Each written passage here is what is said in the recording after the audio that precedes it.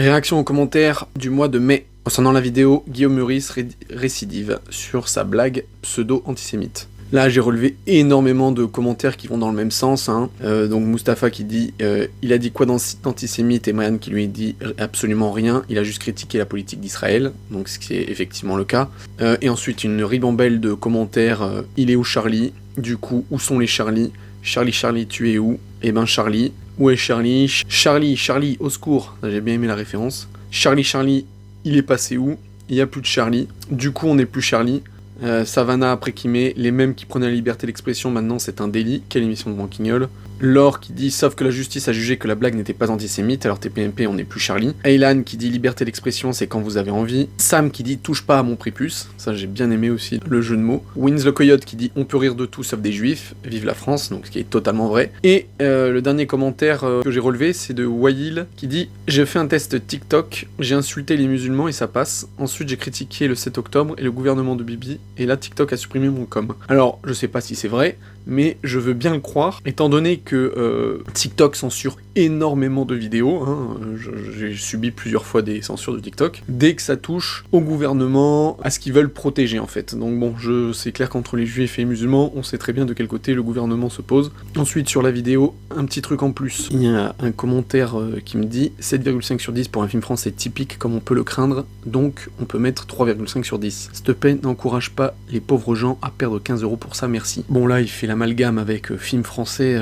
typique comme on peut le craindre. Alors je sais pas s'il a vu le film du coup, et sur le coup non, je suis pas d'accord parce que autant je trouve que la majorité des comédies françaises sont dégueulasses, autant celle-là je l'ai trouvée vraiment très bien, très juste, très drôle, donc elle est pas du tout comparable. Et ensuite, n'encourage pas les gens à perdre 15 €, en fait faut qu'ils sachent que suivant l'endroit en France où t'es, les places sont pas forcément à 15 €, il y en a qui sont, moi par exemple où je suis c'est 10 balles la place, et ensuite, tout simplement, il y en a qui ont des cartes illimitées, et c'est mon cas, donc du coup je ne paye pas 15 € ma place, ni même 10 balles. Donc pour ceux qui ont envie de voir le film, qui ont envie de mettre de l'argent, ou alors qui ont un abonnement, en fait ils font ce qu'ils veulent. Ensuite sur la vidéo, fuck the EU, l'Europe cocu. Il y a un commentaire de Vector qui dit vas-y lui avec son CV. Donc là, Idrissa Berkane, qui cite un membre représentant de l'Union Européenne, qui dit littéralement fuck l'Europe, en gros, l'Union Européenne, ou si c'est une américaine, mais bref, il cite, il montre les textes, etc. Et il y a un mec qui commente vas-y lui avec son CV, parce que Idrissa Berkane, il y a plein de polémiques comme quoi ils disent que c'est un peu un charlatan, dans le sens, lui, il dit qu'il a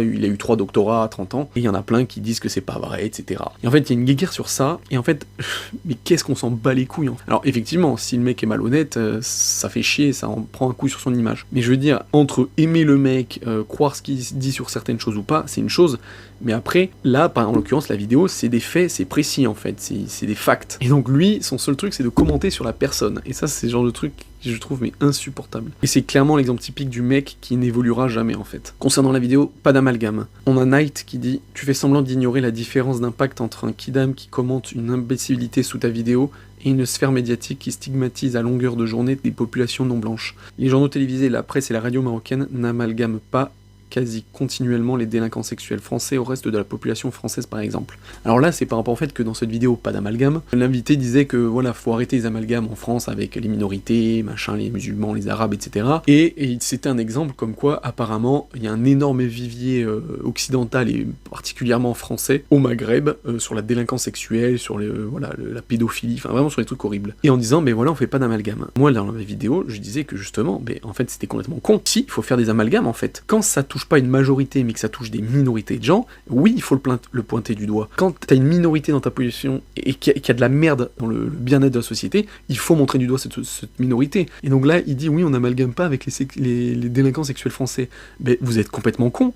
Faites-le en fait. Le peu de Français qu'il y a au Maghreb, s'il y a une énorme délinquance sexuelle causée par des Français, mais dites-le en fait dans les médias. Dites-le pour pointez-les du doigt. Je trouve que c'est important. Ça serait débile dans les médias maghrébins de dire oui, il y a une augmentation de la délinquance sexuelle, mais sans préciser que ça vient de Français en fait. Parce que si ça vient pas de Marocains, d'Algériens, Tunisiens, en fait, pourquoi les inclure dedans? Pourquoi inclure toute une population quand on sait quel type de population cause le problème? Moi j'en reviens au fait des portiques, avec les gars de la sécurité qui fouillent ton sac. Ils ont fouillé des sacs à des mamies. Genre la mamie c'est une djihadiste qui va être terroriste. Enfin vraiment c'est complètement con. Donc là c'est pareil, oui, s'il y a des problèmes français dans les pays pays maghrébin, bah il faut le dire, il faut pointer du doigt les Français. Ensuite sur la vidéo, prostitution de la France. Ligard qui dit « Momo a volé une prune, il est au trou, en comparution immédiate, nous on paie nos voleurs, jamais responsable de rien. » Bon là le commentaire est complètement vrai, même si là voilà il stigmatise avec le Momo pour dire que c'est l'arabe, mais en soi, n'importe quel délinquant mineur, hein, quand il fait une connerie, généralement il se fait baiser. Quoique c'est plutôt vrai maintenant, parce que comme nos prisons sont surchargées, même quand t'es une racaille et que tu fais des délits, généralement tu t'en sors bien. Mais voilà, en comparaison, c'est clair qu'avec les gros riches qui pillent la France des milliards, là il n'y a pas de problème. Concernant mon extrait de vidéo de réaction de commentaires d'avril, il y a une vidéo qui fait 78 vues, alors autant vous dire, elle a été censurée, encore une fois, donc j'ai dû faire appel pour qu'elle se décensure, mais bien évidemment, quand on fait appel à ça, bah, la vidéo n'est plus sur le marché, entre guillemets, donc elle fait plus de vues. Donc voilà, c'est toujours des censures, toujours des censures. Encore une fois, vivement qu'un milliardaire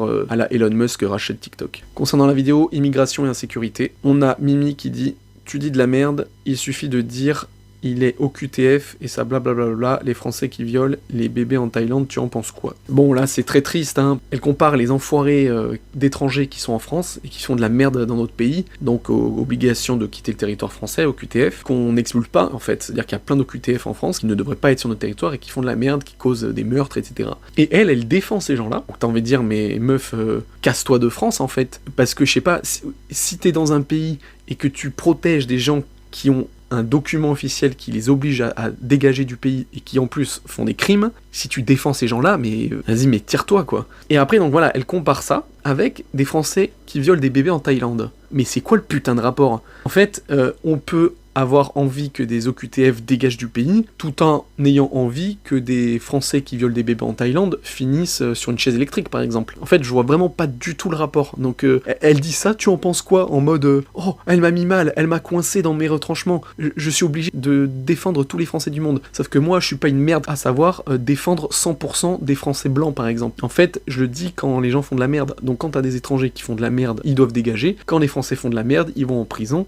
et basta. En fait, je suis pas communautaire, moi. Je défends pas une communauté coûte que coûte. Comme elle, visiblement. Donc c'est dommage, hein. Je sais pas si elle a voulu me piéger ou quoi, mais en fait, c'est elle qui se ridiculise, quoi. Tino qui dit « Qu'est-ce qu'elle a fait, cette jeune naïve ? Je l'ai jamais entendue plusieurs fois parler, elle n'a rien dans le crâne. » Donc là, c'est un commentaire qui vise la chroniqueuse Polska de TPMP, une jeune bimbo. Et Wilfried dit « Mais vis mieux que toi. » Et Timo qui dit « Oui, peut-être, et alors ?» J'ai juste mis ce commentaire parce que voilà, on a le commentaire typique d'un mec qui ne sait pas quoi dire, et du coup qui utilise des arguments qui... Je vais donner un exemple, un parallèle, hein, qui est point Godwin, mais pour montrer l'absurdité. C'est comme si je disais, putain mais Hitler, c'est vraiment un gros connard, il est détestable et tout, il dit que de la merde, et que t'avais Wilfried qui disait, mais il vit mieux que toi. Et ce qui serait sûrement le cas, parce que Hitler était quand même un homme politique, je pense qu'il avait beaucoup d'argent, il vivait très bien. Donc en fait, quel est l'argument de mettre ce commentaire, il vit mieux que toi? Non mais génial. Epstein là, qui avait une île avec des enfants et qui faisait goûter tout le gratin de la jet set en violant des enfants, il était multimillionnaire, pourtant c'est pas un type d'argument à mettre, oui mais il vit mieux que toi, parce que c'est sûr qu'Epstein là il vivait mieux que moi, hein. Enfin voilà, son commentaire est inutile. Ensuite Driver qui dit ben fallait pas coloniser des pays d'Afrique et foutre la merde chez eux, c'est qui est venu en premier, il faut assumer. Et alors là, j'adore ce commentaire, premier degré, parce qu'en fait, il dévoile la vérité. Il admet que c'est bien eux qui foutent la merde. C'est dit noir sur blanc. Fallait pas coloniser pays d'Afrique, c'est qui arrivait en premier, faut assumer. Si vous savez lire, ça veut vraiment dire que c'est eux le problème. C'est parfait. Ça déjà c'est bien. Ensuite l'autre point c'est dire, du coup que comme on a colonisé dans le passé, là maintenant dans le présent, c'est eux qui vont foutre la merde. Bah du coup, donc vous assumez que vous êtes les méchants de l'histoire dans le moment présent. Parce que dans le passé, vous disiez que c'était nous les colonisateurs, les méchants. Le truc, c'est que c'est le passé. Parce qu'en fait, si on revient tout le temps dans le passé, on n'a jamais fini. Je veux dire, moi, ma génération et tout ça, c'est pas nous qui avons colonisé les pays, hein, et même les générations d'avance. Je veux dire, la colonisation, c'est pas le fait d'un peuple, c'est le fait de gouvernement, d'un État. Or, là, la merde qui se passe, c'est pas le fait des États africains, hein, c'est le fait du peuple, c'est le fait des gens, individuellement. Donc c'est pas du tout le même rapport d'échelle, et en tout cas, voilà, j'ai vraiment bien aimé parce que ce commentaire est une preuve du problème, en fait. Concernant la vidéo sur le voile, racisme et l'islamophobie. Alors là, j'ai eu énormément de commentaires. Alors d'abord, nous avons Ninou qui dit « Pardonnez-moi, mais la France est décrite dans le monde entier comme étant islamophobe, il suffit juste de regarder la presse étrangère pour le voir. » Alors, j'aimerais bien avoir les preuves de ça, hein. Je pense que quand elle parle de presse étrangère, elle parle de pays du Maghreb, et on sait très bien l'animosité qu'il y a entre nous, donc bon, ça m'étonnerait pas. Et ensuite, c'est tellement débile ce commentaire. parce qu'on est le pays où il y a le plus de migration, de cultures complètement opposées en fait. Il y a énormément de musulmans qui viennent en France. Alors on est le pays le plus islamophobe au monde, mais ces abrutis de musulmans viennent en France. Les mecs sont des mazos, quoi. Il suffit de réfléchir 2 secondes pour se rendre compte de l'absurdité de cette phrase. Et Leïla qui dit « Alors oui et non, je suis d'accord qu'il y a du racisme partout, et j'irai pas jusqu'à dire que c'est un pays de racistes, mais il y a quand même une régression à ce sujet. » Alors, là déjà c'est bien à la porte de la nuance, mais je vais lui répondre sur sa question de régression. Non, en fait, il n'y a pas de régression, il y a simplement une augmentation du nombre de musulmans en France. Dans les années 1900, il n'y avait pas de musulmans, ou très peu, donc c'est normal qu'il n'y avait pas de problème. Là, on est de plus en plus un pays où il y a des musulmans, hein, la minorité musulmane ne fait qu'accroître au fil des années, donc c'est normal qu'il y a plus de problèmes. Il y a des tensions avec des choses qui existent. Quand les choses n'existent pas, il n'y a pas de tension. Ensuite, un commentaire qui dit « C'est incroyable le nombre d'Africains et de Maghrébins qui veulent et font tout pour émigrer dans un pays raciste. Incroyable. » Voilà, c'est exactement ce que je disais. Ensuite, Léna qui dit « Toi, tu penses que la France n'est pas si raciste que ça, mais tout simplement parce que toi, tu ne le vis pas. » Alors oui, effectivement, vu que je suis blanc, je vais pas le vivre. Mais en fait, je ne me réfère pas qu'à moi, parce que dans ce cas-là, si je me réfère qu'à moi, je vois aussi de mes propres yeux très bien qu'il y a aussi de plus en plus de haine anti-français. Et donc ensuite, pour répondre directement à ce qu'elle dit par rapport au racisme, bien sûr qu'il y a du racisme partout, y compris en France, mais je pense que si on fait le tour du monde, on est toujours un des pays les moins racistes et les plus ouverts du monde. Sinon, encore une fois, il n'y aurait pas d'abrutis d'étrangers qui viendraient chez nous. Ensuite, Sissou qui met peut-être pas le pays le plus raciste, mais la France est l'un des pays les plus homophobes. Alors là, vraiment, je lui ai répondu mort de rire. Vraiment, mais n'importe quoi. Enfin, ils vont tout trouver. Alors la France, c'est le pays le plus raciste, le plus homophobe, le plus sexiste, le plus, je sais pas quoi, xénophobe, le plus antisémite. Enfin... Va faire ta gay pride dans un pays comme la Russie ou tous les pays du Moyen-Orient ou de l'Afrique. On va voir si on est toujours un des pays les plus homophobes. Ensuite, Kevin qui dit « Elle est partie en Italie voilée, elle n'a pas eu de regard insistant. » Alors là, j'adore. Ce mec, apparemment, il la connaît. Apparemment, il vit avec elle parce que, voilà, il sait que quand elle est partie en Italie voilée, elle n'a pas eu de regard insistant. Mais alors ça, c'est le commentaire le plus useless que j'ai jamais vu. Si tu te balades en France, on en voit tous les jours, on en voit tout le temps des femmes voilées. Même moi, quand je regarde, machin et tout, je vois pas des gens qui regardent les femmes voilées de manière méprisante. Hein. Enfin, vraiment, on vit dans des mondes bizarres, quoi, parallèles. Et donc, inversement, bien sûr que du coup, il doit y avoir des mauvais regards en France. Et du coup, en Italie, c'est pareil. C'est pas parce qu'elle est allée une fois que elle va jamais avoir de racisme. Aller demander, faire des sondages en Italie, je pense qu'il y a du racisme aussi. Vraiment, c'est des commentaires, mais tellement creux. Sambay qui dit « Philosophie de comptoir, la liberté c'est la liberté. Les mœurs sont évoluées en France, également pour les musulmans. Les rétrogrades sont précisément les gens comme toi, ceux qui se réfèrent au passé. » Bon, non, encore une fois, un commentaire qui tombe à plat, malheureusement. La liberté c'est la liberté. Ce mot ne veut absolument rien dire, parce que dans ce cas-là, si tu parles de liberté, alors ça veut dire qu'on a le droit de tuer. Bah oui,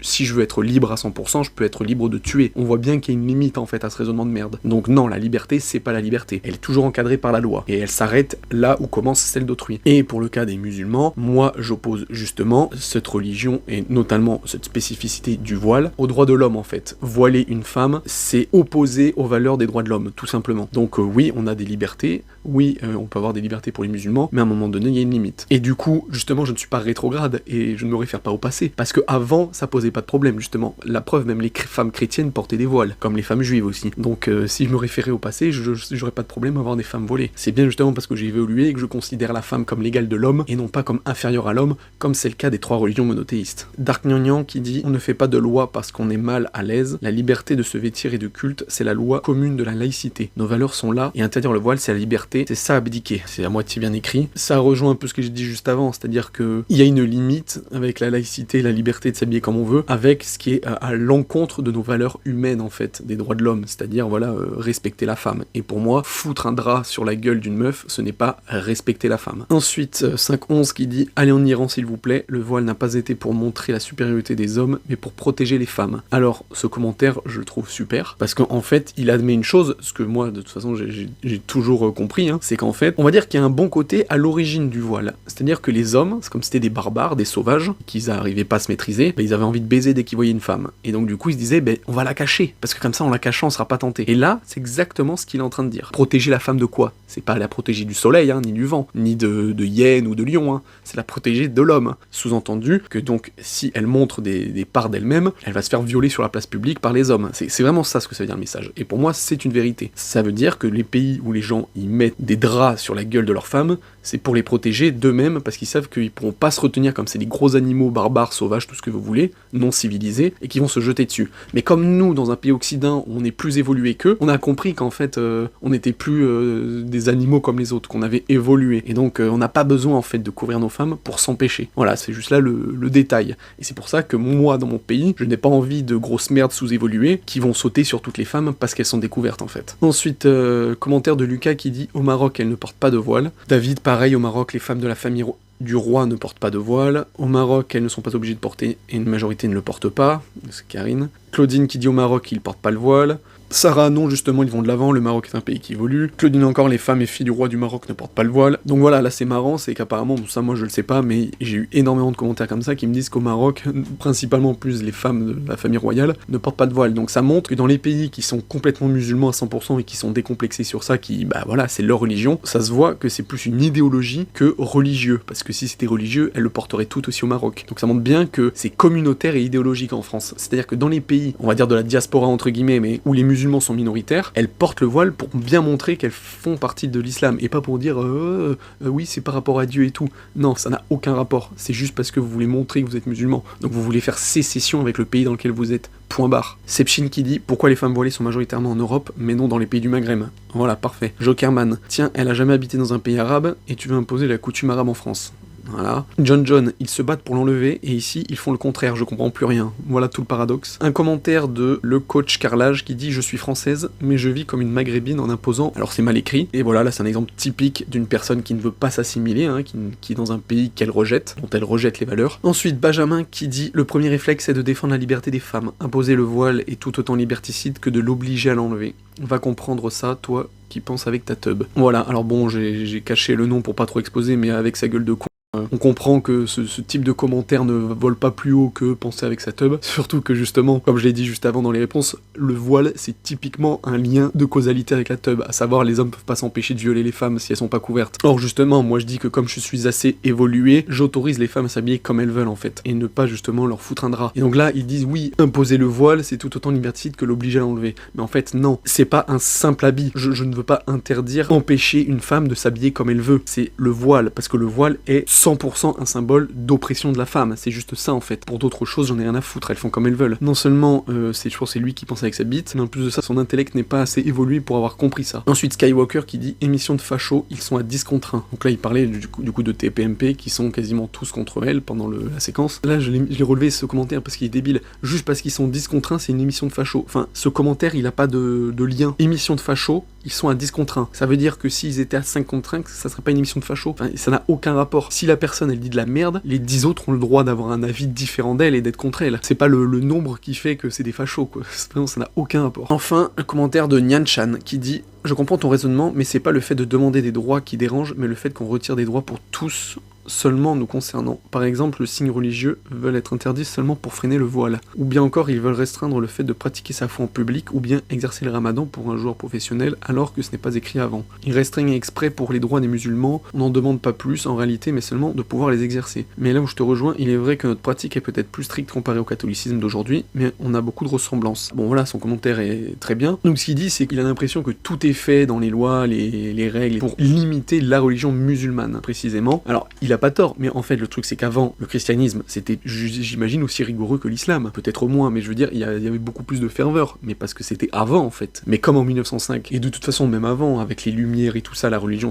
a forcément pris dans la gueule, la religion a perdu du terrain en France, la religion chrétienne, c'est juste pour ça en fait. Je veux dire, ça aurait été l'islam, ça aurait été la même chose, et puis à la place du christianisme, je pense que ça aurait été pareil, si les Lumières étaient arrivées au même moment, en 1905 on aurait sûrement fait la même loi de la laïcité, etc. Pour côté rigoriste c'est normal, et l'islam, comme c'est une religion qui est plus jeune, ben voilà, ils sont plus vigoureux que les chrétiens. chrétiens. Et en plus dans un pays minoritaire, donc forcément quand t'es dans une communauté minoritaire, t'es forcément plus vivace que quand t'es dans la majorité en fait. Mais donc, là où je vais répondre, sur le côté il dit oui, il y a plein de lois, de trucs qui sont faits pour nous empêcher. Oui, officiellement on dit oui, on veut enlever les signes religieux et tout, c'est clair que c'est pas pour la croix, parce que ça posait de problème à personne que des gens aient des croix en fait en collier. C'est juste qu'effectivement c'est pas rapport à l'islam, mais parce qu'en fait il faut juste être honnête et dire qu'en France on ne veut pas de religion. Point barre. Le christianisme, on l'a vu s'effondrer progressivement, c'était pour le mieux, et donc là, de voir une nouvelle religion arriver encore plus vivace, bien sûr que ça casse les couilles. Les gens ne seront pas honnêtes et vont pas le dire ouvertement, hein, l'État n'osera pas, mais c'est un fait, et c'est le cas. C'est juste ça, et donc oui, il a raison. Tout est fait pour un peu restreindre les trucs comme ça, parce que on ne veut pas de ça, on ne veut pas d'un retour religieux. Et là, c'est l'islam qui prend, mais si au Maghreb, ça aurait été l'hindouisme, ou le bouddhisme, ou le taoïsme, ou même le judaïsme, j'en sais rien, s'ils étaient hyper puissants en Afrique, et qu'il y avait une migration comme ça, en fait c'est n'importe quelle religion. Et même je pense si c'était un retour des chrétiens, par exemple si c'était que des pays africains chrétiens, une immigration énorme qui revenait en France, qui imposerait énormément de faits religieux, je pense que ça casserait énormément les couilles à du coup une majorité de Français qui est athée. Alors bien sûr l'islam c'est toute autre religion que la nôtre, donc c'est pour ça que c'est encore plus visible, ça le serait moins si c'était du christianisme, mais voilà, je pense que la vérité c'est ça, c'est juste que la France ne veut pas d'un retour religieux dans son pays. Concernant la vidéo récupération politique et électoralisme, Badri qui dit « Je fais appel à tous les quartiers de France à voter LFI pour le parti de gauche qui sont les seuls à se soucier du peuple palestinien, votez LFI pour la Palestine. » Alors commentaire vraiment mais hallucinant. Moi, si vous suivez mes vidéos, je suis pour la Palestine, hein. Clairement, entre Israël et Palestine, il n'y a pas photo, mais appeler la population à voter pour un parti politique français pour la Palestine, mais on s'en bat les couilles en fait. Toi tu vis dans ton pays tous les jours, tu vas pas voter pour un parti qui se préoccupe d'un autre pays. Alors pour le point de vue humanitaire, etc., c'est très bien, encore une fois je le dis, hein, je suis pour la Palestine. Mais je veux dire, tu vas pas choisir ton camp et ton président, ou en tout cas ton assemblée, tes députés qui vont te représenter pendant 5 ans, juste pour un point précis qui se passe même pas, qui a pas de rapport avec ton pays. Enfin, vraiment, voilà, on a beau aimer la Palestine, c'est con d'appeler à voter un parti pour ça, quoi. Et enfin, sur la vidéo Hanouna transphobe, on a Samy qui dit « On a le droit de ne pas accepter les changements de sexe » et qui vous dit qu'il n'y a pas de reptiliens sur notre planète à vous écouter. C'est vous qui avez un problème. Voilà, j'avais envie de mettre ce commentaire parce que là, je pensais pas qu'un jour j'aurais ce genre de personnes dans mes commentaires. Voilà, c'est tout pour le mois de mai.